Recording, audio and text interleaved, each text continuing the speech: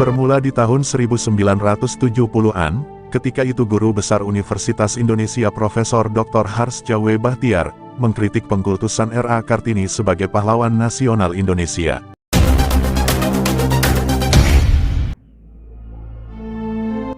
Dalam buku Satu Abad Kartini, tahun 1879 sampai tahun 1979, Jakarta Pustaka Sinar Harapan, 1990 cetakan keempat Harsja W. Bachtiar, menulis sebuah artikel berjudul Kartini dan Peranan Wanita dalam Masyarakat Kita. Tulisan ini bernada gugatan terhadap penokohan Kartini. Kita mengambil alih Kartini sebagai lambang emansipasi wanita di Indonesia dari orang-orang Belanda. Harsja juga menggugat dengan halus, kenapa harus Kartini yang dijadikan sebagai simbol kemajuan wanita Indonesia. Ia menunjuk dua sosok wanita yang hebat dalam sejarah Indonesia. Pertama, Sultanah Seri Ratu Tajul Alam Safiatuddin Johan, berdaulat dari Aceh, dan kedua, Siti Aisyah Witenrio dari Sulawesi Selatan. Anehnya, tulis Harsja, dua wanita itu tidak masuk dalam buku sejarah setengah abad pergerakan wanita Indonesia. Tentu saja Kartini masuk dalam buku tersebut. Padahal, papar Harsja, kehebatan dua wanita itu sangat luar biasa. Sultanah Safiatuddin dikenal sebagai sosok yang sangat pintar dan aktif mengembangkan ilmu pengetahuan. Selain bahasa Aceh dan Melayu, dia menguasai bahasa Arab, Persia, Spanyol, dan Urdu. Penelusuran Profesor Dr. Harsja Wardana Bachtiar terhadap penokohan Kartini akhirnya menemukan kenyataan bahwa Kartini memang dipilih oleh orang Belanda untuk ditampilkan ke depan sebagai pendekar kemajuan wanita pribumi di Indonesia. Mula-mula Kartini bergaul dengan asisten residen Oving suami istri. Adalah Christiaan Snoekhurgronje, penasehat pemerintah Hindia Belanda, yang mendorong Jacques Heinrich Abendanon, Direktur Departemen Pendidikan Agama dan Kerajinan, agar memberikan perhatian pada Kartini tiga bersaudara. Lebih dari 6 tahun setelah Kartini wafat pada umur 25 tahun, pada tahun 1911, Abendanon menerbitkan kumpulan surat-surat Kartini dengan judul Dorduisternis-Stotlik. Kemudian terbit juga edisi bahasa Inggrisnya dengan judul Letters of a Javanese Princess. Beberapa tahun kemudian, terbit terjemahan dalam bahasa Indonesia dengan judul Abis Gelap Terbitlah Terang, Buah Pikiran 1922, terjemahan 4 saudara. 2 tahun setelah penerbitan buku Kartini, Hilda de Boissevain mengadakan prakarsa pengumpulan dana yang memungkinkan pembiayaan sejumlah sekolah di Jawa Tengah. Tanggal 27 Juni tahun 1913, didirikan Komite Kartini Fonds, yang diketuai Konrad Theodor van Deventer. Jacques Heinrich Abendanon tahun 1852 sampai tahun 1925 adalah Menteri Kebudayaan, Agama, dan Kerajinan Hindia Belanda dari tahun 1900 sampai tahun 1905. Ia datang ke Hindia Belanda pada tahun 1900 dan ditugaskan oleh Belanda untuk melaksanakan politik etis. Karena baru di Hindia Belanda, Abendanon tidak mengetahui keadaan masyarakat Hindia Belanda dan tidak paham bagaimana dan dari mana ia memulai programnya. Untuk keperluan itu, Abendanon banyak meminta nasihat dari teman sehaluan politiknya, Snoekhurgronje, seorang orientalis yang terkenal sebagai arsitek perancang kemenangan Hindia Belanda dalam Perang Aceh. Di bawah Abendanon, sejak tahun 1900 mulai berdiri sekolah-sekolah baik untuk kaum priai maupun rakyat biasa yang hampir merata di daerah-daerah. Pada tahun ini sekolah Hoofdenskolen, sekolah para kepala, yang lama diubah menjadi sekolah yang direncanakan untuk menghasilkan pegawai-pegawai pemerintahan dan diberi nama baru Osvia Opleiding School for Inlandse Ambetenaren. Abendanon kemudian dikenal sebagai salah satu teman koresponden Kartini, dan dialah yang menulis buku berjudul Dorduisternis-Stotlik yang diterjemahkan oleh Armin Paine menjadi Abis Gelap, Terbitlah Terang. Buku Dorduisternis-Stotlik diterbitkan tahun 1911 oleh pemerintah Belanda.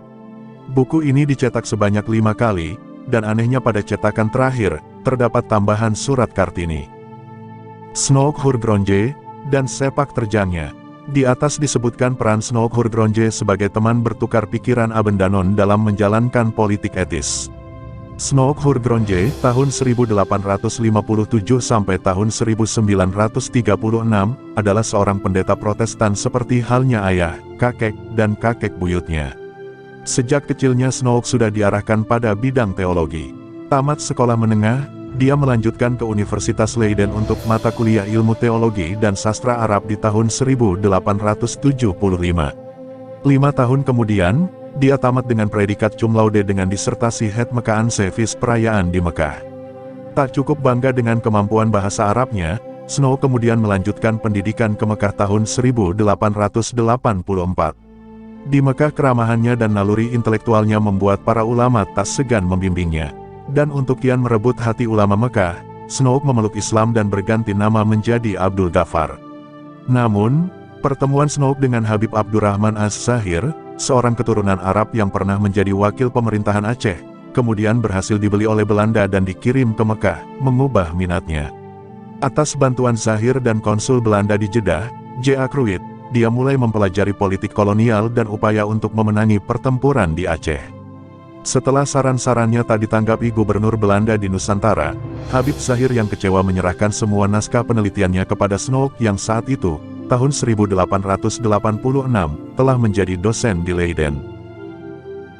Menurut Van Koningsveld, pemerintah kolonial mengerti benar sepak terjang Snow dalam penyamarannya sebagai Muslim. Snow dianggap oleh banyak kaum Muslim di Nusantara ini sebagai ulama. Bahkan ada yang menyebutnya sebagai mufti Hindia Belanda. Juga ada yang memanggilnya Syekhul Islam Jawa. Padahal, Snow sendiri menulis tentang Islam, sesungguhnya agama ini meskipun cocok untuk membiasakan ketertiban kepada orang-orang biadab, tetapi tidak dapat berdamai dengan peradaban modern, kecuali dengan suatu perubahan radikal, namun tidak sesuatu pun memberi kita hak untuk mengharapkannya. Halaman 116. Dalam bukunya, Politik Islam Hindia Belanda Jakarta, LP3ES, 1985, Dr. Akib Suminto mengupas panjang lebar pemikiran dan nasihat-nasihat Snow Hurgronje kepada pemerintah kolonial Belanda. Salah satu strateginya adalah melakukan pembaratan kaum elit pribumi melalui dunia pendidikan, sehingga mereka jauh dari Islam. Sedangkan pengaruh Barat yang mereka miliki akan mempermudah mempertemukannya dengan pemerintahan Eropa. Snow optimis, rakyat banyak akan mengikuti jejak pemimpin tradisional mereka.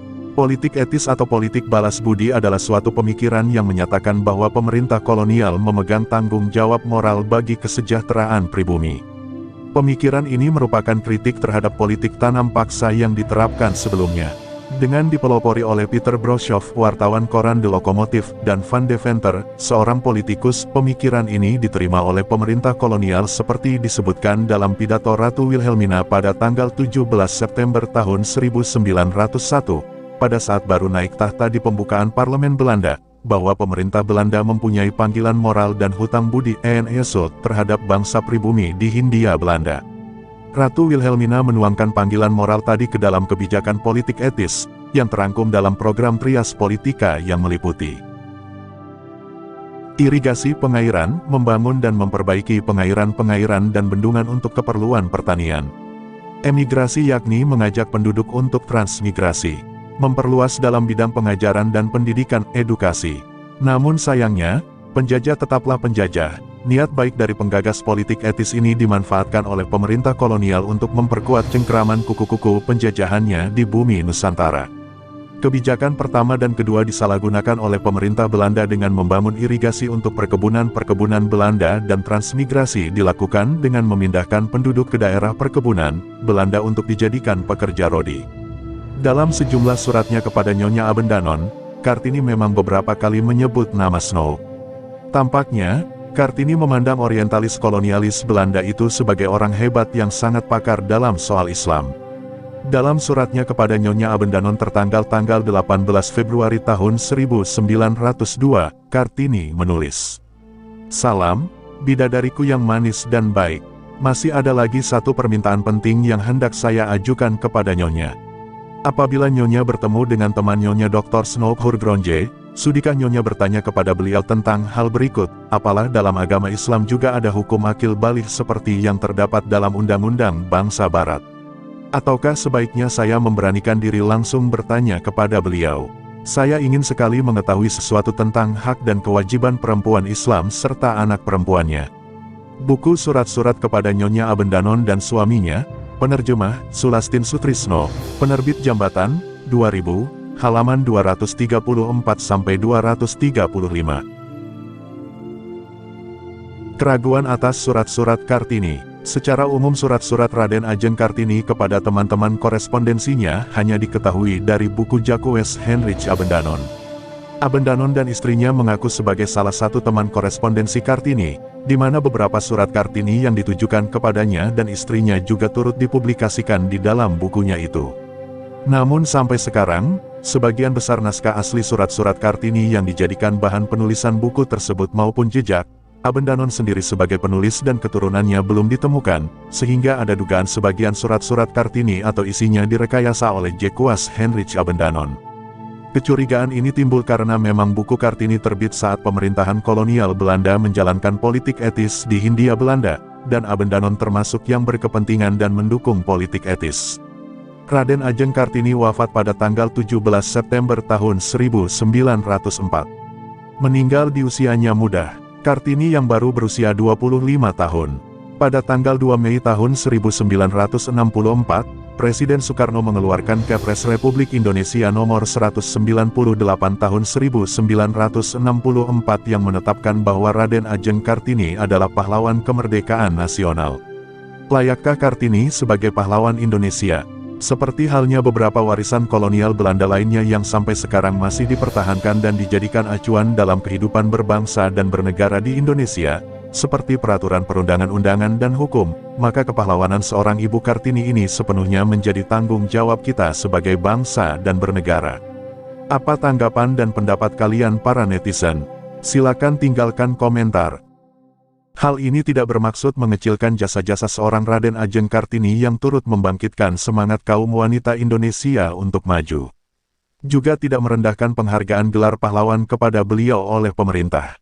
Tapi hanya ingin menyadarkan kita bahwa tidak sepenuhnya sejarah itu mutlak benar, dan apa-apa yang kita yakini kebenarannya saat ini bisa saja sebuah kekeliruan yang harus dikoreksi.